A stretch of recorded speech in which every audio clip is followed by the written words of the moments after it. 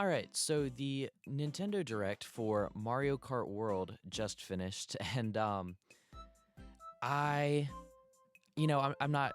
This is not a scripted video whatsoever, and right before recording this, I decided to go online and just see if my opinion was the vast majority or if it was like a hot take, and I think that this is the closest thing that I've ever seen online that is 100% people saying this ain't worth it.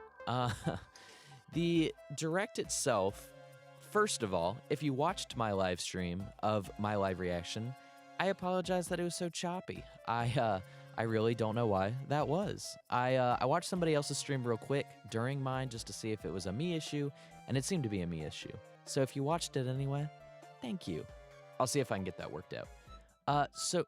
The Mario Kart 8 World, I keep wanting to call it 8 Deluxe. Mario Kart World Direct was absolutely nothing that I now rewatching it. Like, they introduced some cool things, like how you unlock costumes and how, all the racetracks are connected, like you can travel to one or the other. But other than that, did they really show off anything new? The battle mode, for starters, they are cutting back quite a bit from Mario Kart 8 Deluxe, which really surprised me. The tracks themselves, I don't know, something about them looks so sterile and plain compared to previous Mario Kart games, including even ones like Mario Kart Wii. And I get that they have to be bigger because of the amount of characters on screen. 24 players are going to have a lot more room, or they're going to need a lot more room. But for $80, no. I get that if you're going to get the Nintendo Switch 2 bundle, it makes the game $50. And at that price point, okay. I would confidently say this is a $60 game. But at the end of the day, this is just Mario Kart. It's just a standard Mario Kart game. There is no reason that they are charging $80 for it other than they know that they can. I think a lot of people need to realize that Nintendo is not a friend or a company that looks out for you. They are a business that they're trying to make money, and they don't need to charge $80 for it. I think this game is going to sell really well with the hardcore Nintendo audience, but I cannot see a single parent that I know that would buy this for like their kids. I wouldn't buy it for my kids for $80. You know what you can do with $80? You can do a lot with $80. So for a Mario Kart game that is just, to me, looks like a standard Mario Kart game, I thought this was pretty disappointing. A lot has happened in the past few weeks with pricing, and there's been so many talks with Nintendo, and I hope people, if you're going to go online and say, I'm not going to buy the Switch 2, I'm going to boycott the Switch 2, that kind of thing, I think you need to stick with it if you're going to say it. I'm probably still going to pre-order one. But for other games like Donkey Kong, I really don't have any interest in this Mario Kart game now. This left a very bad taste in my mouth. Will I still get it? If I get the bundle, yeah. But if I'm going to go out of my way to buy it physically, I'm not going to do it.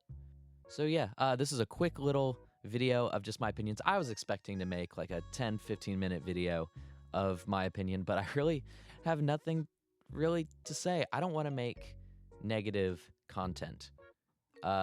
But man, there were not a lot of positives. I like the characters. You can play as a dolphin and a cow and a snowman, so that's cool. But overall, that was really it. I like that the kart customization is gone. I don't personally like that in Mario Kart 8. I think it's annoying. So the fact that they removed it just for normal karts is quite nice. I'm trying to think of any other positive that's not just, it's a Mario Kart game.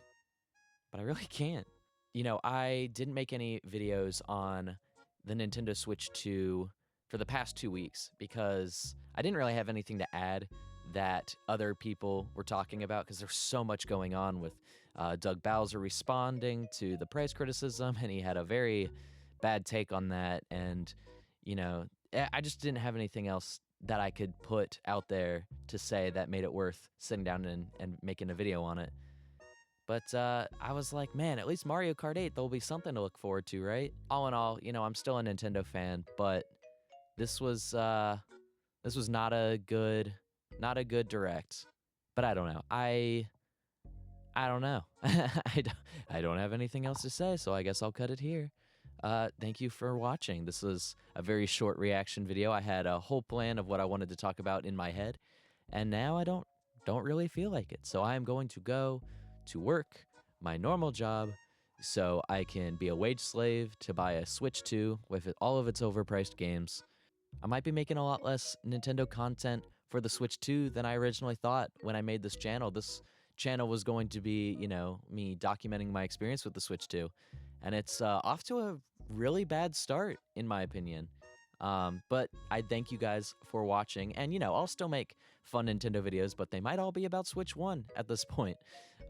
So I will see you guys later. Bye.